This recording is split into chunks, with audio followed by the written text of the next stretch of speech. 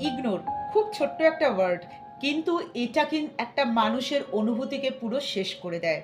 Ignore basically দুটো কারণে বা দুটো স্টেজে হয় রিলেশনশিপের।